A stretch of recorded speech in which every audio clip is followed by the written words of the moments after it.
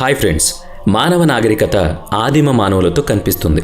అయితే శాస్త్రవేత్తల ప్రకారం భూమిపై ఒకప్పుడు డైనోసార్లు అంటే రాక్షస బలులు జీవించేవి. డైనోసార్ల జాతి ఇప్పటికీ ఎప్పటికీ ఓ వీడని మిస్టరీయే. అవి ఎలా జన్మించాయో ఎలా అంతమయ్యాయో తెలియజెప్పేందుకు స్పష్టమైన ఆధారాలు లేవు. కానీ డైనోసార్ల కంటే ముందు 53,88,00,000 సంవత్సరాల క్రితం భూమిపై పాలియోజోయిక్ యుగం ఉంది. ఇది 25,20,00,000 సంవత్సరాల క్రితం ముగిసింది. ఈ కాలం వ్యవధి గురించి తెలియజెప్పేందుకు కూడా స్పష్టమైన ఆధారాలు లేవు. మనిషి జీవించడానికి ఏ కాలంలో కష్టంగా ఉండేది అని అడిగితే చాలామంది డైనోసార్ల కాలం అని సమాధానమిస్తారు. ఎందుకంటే ఎవరైనా 10 నుంచి 100 అడుగుల పొడవున్న ప్రమాదకరమైన జీవుల మధ్య ఎందుకు సుఖంగా జీవించగలుగుతారు? కానీ డైనోసార్ల కంటే ముందు ఉన్న జీవుల గురించి మరియు ఆ కాలం గురించి మనకు తెలియదు. కాబట్టి అందరూ డైనోసార్ల యుగమే కష్టమైంది అంటారు. ఈ వీడియోలో డైనోసార్ల కంటే ముందు భూమి ఎలా ఉండేది, భూమి మీద ఎలాంటి జీవులు ఉండేవి అనే ఇంట్రెస్టింగ్ విషయాల గురించి డిస్కస్ చేయబోతున్నాం. భూమి సుమారుగా 4.54 బిలియన్ సంవత్సరాల వయస్సు గలదని అంచనా వేయబడింది. దాని చరిత్రలో సుమారు 541 మిలియన్ సంవత్సరాల క్రితం ఒక కీలకమైన యుగాన్ని చూస్తుంది. ఈ కాలం 200 మిలియన్ సంవత్సరాలకు పైగా విస్తరించి ఉన్న భిన్న జీవరూపాలకు దారితీసింది. ముఖ్యమైన పరిణామాలన్నీ కూడా గుర్తించబడింది. ఈ యుగం 6 భిన్న కాలాలుగా విభజించబడింది: కేంబ్రియన్, ఆర్డోవిషియన్, సెల్యూరియన్, డెవోనియన్, కార్బోనిఫెరస్ మరియు పెర్మియన్ కాలాలు. కేంబ్రియన్ కాలం 541 నుంచి 485 మిలియన్ సంవత్సరాల క్రితం వరకు సుమారుగా 56 సంవత్సరాల వరకు విస్తరించింది. ఇది పరివర్తన దశ. ఈ కాలానికి ముందు భూమిపై జీవితం ప్రధానంగా ఏకకణ మరియు సాధారణ జీవులను కలిగి ఉంది. ఏదేమైనప్పటికీ కేంబ్రియన్ కాలం ప్రారంభంతో గ్రహం అంతటా, ముఖ్యంగా మహాసముద్రాల్లో బహుళ సెల్యులార్ జీవరూపాల విశేషమైన పేలుడు జరిగింది. తరచుగా కేంబ్రియన్ పేలుడు అని ఈ సంఘటన కొత్త జీవిత రూపాల వేగవంతమైన మార్పుకు, ఆవిర్భావానికి కారణమైంది. కేంబ్రియన్ పేలుడు ఈ పదం రూపకం అని గమనించడం ముఖ్యం. ఇది అగ్నిపర్వత సంఘటన కంటే కొత్త జాతుల విస్తృతమైన విస్తరణను సూచిస్తుంది. ఈ కాలంలో మొదటి ఆర్థ్రోపోడ్స్ మనం ఇవాళ చూసే కీటకాలుగా ఉద్భవించాయి. అదనంగా వెన్నెముకలతో కూడిన సకశేరుక జంతువులు మొదటిసారిగా వృద్ధి చెందాయి. ఇది పరిణామ చరిత్రలో ఒక ముఖ్యమైన మైలురాయిగా నిలిచింది. ఈ విధంగా భూమిపై జీవన గమనాన్ని రూపొందించడంలో, విభిన్న పర్యావరణ వ్యవస్థల అభివృద్ధికి పునాది వేయడం మరియు చివరికి మిలియన్ల సంవత్సరాల తర్వాత మానవాళి ఆవిర్భావానికి దోహదపడడంలో కేంబ్రియన్ కాలం కీలక పాత్ర పోషించిందని స్పష్టంగా తెలుస్తోంది. కేంబ్రియన్ కాలంలో సముద్ర జీవులు అభివృద్ధి చెందాయి అనేది కాస్త ఆశ్చర్యంగా అనిపించవచ్చు. కానీ ట్రైలోబైట్స్ వంటివి పురాతన ఆర్థ్రోపోడ్లను పోలి ఉంటాయి. అయినప్పటికీ ఈ సముద్ర జీవులు మన ఇంట్లో కనిపించే బొద్దింకలలాగా చాలా పెద్దగా, మరింత భయంకరంగా, వాటిని ఎదుర్కోవాలనే ఆలోచన కూడా గగురుపొడ్చేలా ఉంటుంది. అవి 6 నుంచి 60 సెంటీమీటర్ల పొడవు ఉండేవి, కానీ అంతకంటే అనేక రెట్లు ఎక్కువ ప్రమాదకరంగా కూడా ఉండేవి. కేంబ్రియన్ కాలంలో మొత్తం సముద్ర పాలనే. బహుశా వాటిని డామినేట్ చేసే జీవులు అప్పటికి ఇంకా పుట్టలేదనుకోవచ్చు. ఏదేమైనా ప్రతి జీవికి కూడా కాల వ్యవధి అనేది ఉంటుంది. అయితే అన్ని జీవాలలాగే ఇవి కూడా అంతమైపోయాయి. సుమారుగా 485 మిలియన్ సంవత్సరాల క్రితం ఆర్థోవిషియన్ కాలం ప్రారంభమైంది. కొత్త శకానికి నాంది మొదలైంది.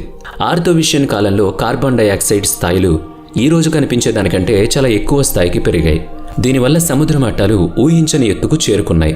ప్రస్తుత ఉత్తర అమెరికాలో చాలా భాగం సముద్రంలో మునిగిపోయింది. ఇప్పుడున్న ఎవరెస్ట్ పర్వతం కూడా భారత ఉపఖండంలో భాగమై సముద్రంలో కొట్టుకుపోయింది. కాలక్రమేణా ఈ భూభాగం కూడా సముద్రపు ఆక్రమణకు గురైంది. ఎవరెస్ట్ పర్వతంపై ఆర్థోవిషియన్ శిలలు దొరకడంతో అది రుజువైంది. ఈ యుగంలో మహాసముద్రాలు గణనీయంగా విస్తరించాయి. టైలోబైట్స్, సెఫలోపాడ్స్ మరియు బ్రాచియోపాడ్స్ వంటి అనేక కొత్త జాతులు పుట్టుకొచ్చాయి. సుమారుగా 470 నుంచి 460 మిలియన్ సంవత్సరాల క్రితం లివర్ ఓట్లు మరియు నాచు మట్టికి సంబంధించిన పరిసరాలను వలస రాజ్యం చేయడం ప్రారంభించాయి. ఇది భూమిపై మొక్కల జీవ ప్రారంభాన్ని సూచిస్తుంది. నాచుల వేగవంతమైన విస్తరణ వివిధ ప్రాంతాల్లో విస్తరించి భూమి పచ్చగా మారడానికి దోహదపడింది. భూమిపై మొక్కల విస్తరణ భూ సంబంధ పర్యావరణ వ్యవస్థకు ప్రయోజనకరంగా ఉన్నప్పటికీ ఇది సముద్ర జీవులకు సవాళ్లను విసిరింది. ఈ మొక్కల వేగవంతమైన వ్యాప్తి కారణంగా వాతావరణం నుంచి కార్బన్ డయాక్సైడ్ శోషకాలు తగ్గడం మొదలయ్యాయి. దీనివల్ల ప్రపంచ ఉష్ణోగ్రతలు అకస్మాత్తుగా తగ్గాయి.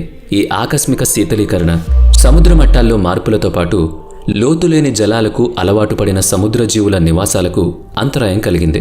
పర్యవసానంగా ఆ సమయంలో ఉనికిలో ఉన్న సముద్ర జాతుల్లో దాదాపు 85% నశించాయి. దీని ఫలితంగా ఇప్పుడు భూమి 2వ అత్యంత ఘోరమైన సామూహిక విలుప్త సంఘటన లేట్ ఆర్థోవిషియన్, సిల్యూరియన్ సామూహిక విలుప్తంగా గుర్తించబడింది. ఆర్థోవిషియన్ కాలం ముగింపు మరియు కొత్త శకం ప్రారంభమైన తరువాత సిల్యూరియన్ కాలం సుమారుగా 443 మిలియన్ సంవత్సరాల క్రితం ప్రారంభమైంది. ఇది జీవిత పరిణామంలో కీలకమైన అధ్యాయానికి దారితీస్తుంది. ఈ కాలం జీవ పరిణామంపై తాజా దృక్పథాన్ని అందించడం ద్వారా సముద్ర మరియు భూ సంబంధమైన జీవుల రూపాల వైవిధ్యానికి అనుకూలంగా మారింది. సిల్యూరియన్ కాలంలో జ్ఞాతోస్నోమ్స్ అని పిలువబడే దవడ చేపలు మొదటిసారిగా ఉద్భవించాయి. ఈ దవడ చేపలు 2 ప్రధాన సమూహాలను కలిగి ఉంటాయి: మృదులాస్థి చేపలు, అస్థి చేపలు. సొరచేపలు వంటి మృదులాస్థి చేపలు శక్తివంతమైన దవడలను కలిగి ఉంటాయి. అవి తమ ఎరను సమర్థవంతంగా పట్టుకుని చంపి తినేయగలవు. ఈ అపెక్స్ ప్రెడేటర్స్ వేటాడేటప్పుడు తమ ఎరను క్రూరాతి క్రూరంగా ముక్కలు ముక్కలుగా చీల్చి పడేస్తాయి.